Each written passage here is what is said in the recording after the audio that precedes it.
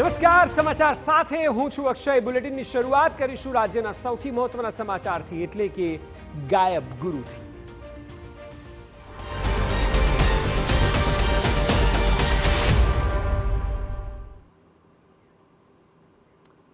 લાંબા સમયથી ગેરહાજર રહેનારા શિક્ષકો સામે સરકારે લાલ આંખ કરી છે. મંજૂરી વગર લાંબી રજા લઈને વિદેશ ગયેલા શિક્ષકો સામે કાયદેસરની કાર્યવાહી થશે. સીએમ ભૂપેન્દ્ર પટેલે કડક કાર્યવાહી કરવા સૂચના આપી છે. 31 શિક્ષકો બિન અધિકૃત રીતે રજા પર છે તેવું શિક્ષણ મંત્રી પ્રફુલ્લ પાનસેરિયાએ કહ્યું છે. 17 જિલ્લાના 32 શિક્ષકો વિદેશ પ્રવાસ પર ગયા છે. બિન અધિકૃત અને વિદેશ પ્રવાસે ગયેલા શિક્ષકો વિરુદ્ધ કાર્યવાહી થશે.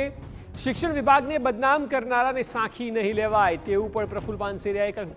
શાળાઓમાં શિક્ષકોની ચાલતી લાલિયાવાડી અંગે બેઠકમાં ચર્ચા થઈ છે.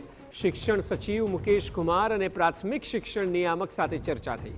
ચાલુ ફરજે વિદેશ જતા રહેનારા અને ગેરહાજર રહેનારા શિક્ષકો અંગે બેઠકમાં આ તમામ બાબતો બહાર આવી છે.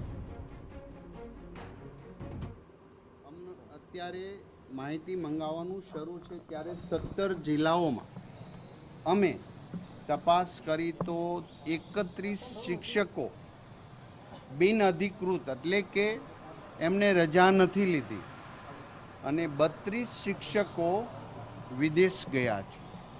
આ તમામ માહિતી અમારી પાસે આવી છે અને આ તમામ 31 બિન અધિકૃત અને 32 વિદેશ ગયા એમાંના એક પણ શિક્ષકને પગાર આપવામાં આવતો નથી.